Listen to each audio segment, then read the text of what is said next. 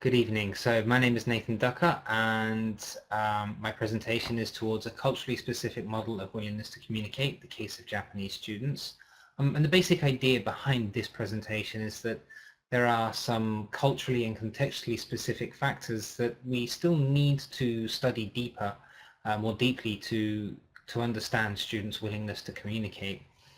So my presentation this evening will follow the following steps. We'll talk about a little bit about the problem of speaking, then I'll introduce the general background of studying willingness to communicate in a second language, and I'll explain a little bit about why we need to study willingness to communicate in different cultures. And then I'll talk about the case of Japanese students and how they use silence as a form of actual communication as my first piece of evidence. And then my second piece of evidence, I'll talk about Japanese culture and how this relates to willingness to communicate. And my third piece of evidence, I'll talk about how Japanese students evaluate situations in different ways and how this will affect their willingness to communicate. And then I'll talk about my conclusion and just talk a little bit about Japanese students' willingness to communicate and which factors are important. So, to begin with, I think it's important for us to recognize that since the 1970s, maybe the early 1980s, speaking has become a recognized goal of language learning, but also it's recognized as a way to learn a language. Group work, for example, and giving presentations are also considered as a learning process in language learning. Now, some students have problems with speaking. They might have great vocabulary knowledge, they might have great grammar knowledge, they may have a deep knowledge of the content, they may be good at understanding their partners, they may be very good at turn taking and these kind of competencies, and they might have great pragmatic knowledge, but they might just have something that blocks their communication. Now, the study of this something that blocks communication is known as willingness to communicate. So, in order to understand willingness to communicate and the study of willingness to communicate, it's useful to look at MacIntyre, Clement, Dornyei and Noels' heuristic model of willingness to communicate that was first proposed in 1998. So to base some of my arguments today, I need to describe this pyramid, and I'll start in layer 1 and just go down through the pyramid. So at the top of the pyramid we see actual speaking or communicative behavior, and directly below that is the description of psychological factor of willingness to communicate. And willingness to communicate doesn't always lead to communication for various reasons, such as interruptions, but the idea is that willingness to communicate indicates that students will speak. Factors that have a very direct, immediate influence on willingness to communicate are desire to communicate with a specific person. Now, this desire could be either to control someone, such as getting someone to do your telephone banking, or, for example, ordering food in a restaurant and getting the waiter to bring things. Or it might be for affiliation reasons, just to become friends with someone or to go on a date with someone. Those are the two key factors in desire. Next to this is the idea of state communicative self-confidence and whether somebody has the confidence to speak or the confidence to enter a conversation at that time and in that situation. So this changes from situation and location to location. Factors below this in the pyramid are interpersonal motivation and intergroup motivation. Intergroup motivation reflects the desire to belong to a certain group, and this will impact on control or affiliation needs. And the interpersonal motivation reflects the role that somebody wants to fulfill within a group. So, for example, if you want to be the leader in a group or the joker within a group or so on and so forth. And at this level, we think that self-confidence has an important factor on motivation, self-confidence in general. In layer 5, further down the pyramid, we see intergroup attitudes, which is a question of how we might perceive another group, and whether we want to affiliate with people from another country, or whether we wish to desire to learn French to speak with people from France, for example. Next to this in the pyramid is social situation, and the idea is that things such as being at work or being at home or being at school will impact on willingness to communicate. And next to this, our actual ability in language or communicative competence will have an impact at this level in the pyramid. The final layer is intergroup climate, which looks at the very general cultural backgrounds of people from different groups who are trying to communicate, and things such as whether one culture is considered to be richer and more powerful or more interesting than another can have an important role here. And also personality is important at this level. So for example, risk-taking, people who are okay with risk-taking or people who are extroverted or introverted will have different levels of willingness to communicate. Now, to understand this pyramid, we need to understand that at the top, the first 3 layers are considered to change often. They're state-like and will change depending on the state, the situation, the time, the people that are present. Factors at the bottom of the pyramid, layers 4, 5, and 6, are very stable influences that tend to stay the same over time. And the top few layers have a much more immediate and closer impact on willingness to communicate.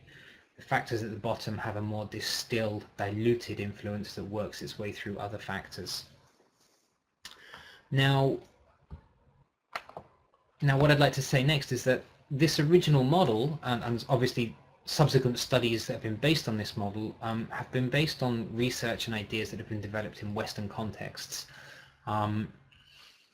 Now, we know, or we have seen from previous studies, that teaching ideas don't always necessarily translate well into different contexts. Pennycook, Halliday, Cramps, they talk about how Western ideas may not work well in other areas, and we've seen from writers who are present in other areas, such as Kotazi and Jin, Hu, Sanini and Kobayashi, that in East Asian countries, communicative language ideas that have been developed in the West don't work so well in classrooms in the East. So in the same way, if this model of willingness to communicate was originally derived from ideas that were developed in the West, we might need to reconsider some of these ideas to apply them properly in Eastern contexts. And that's the idea that I'd like to talk about today, is what needs to be reapplied. The first thing that I'd like to talk about as a piece of evidence towards this argument is the idea of actual communication. Now, for Japanese students, who I'd like to focus on today, actual communication also includes silence. In the West, we might think of silence as not speaking, but for the Japanese, it seems to be a way of communicating.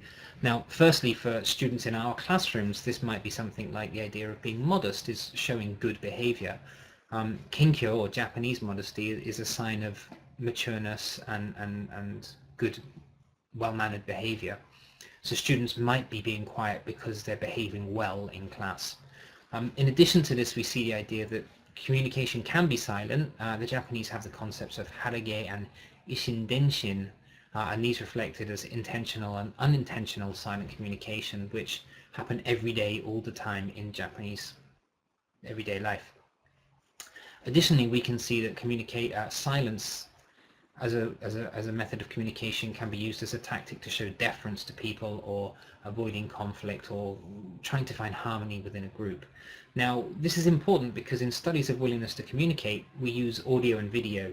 Studies such as Aubrey in 2010 and Chow and Philp in 2006 have counted the number of turns that people take and the amount of time that people spend talking to show levels of willingness to communicate. But if we're being silent in the classroom and communicating through silence, then taking video and counting the number of minutes may not be as accurate as we think it is to reflect actual willingness to communicate.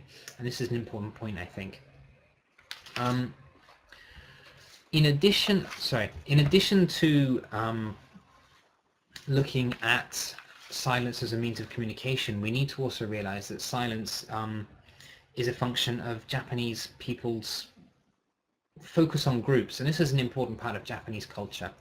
So the Japanese talk about shudan ishiki as their group orientation, whereas in Western contexts, people are quite often focused on self-actualization. Now, as a part of being group orientated, the Japanese have a strong tendency to something called amae, which we might describe as dependency.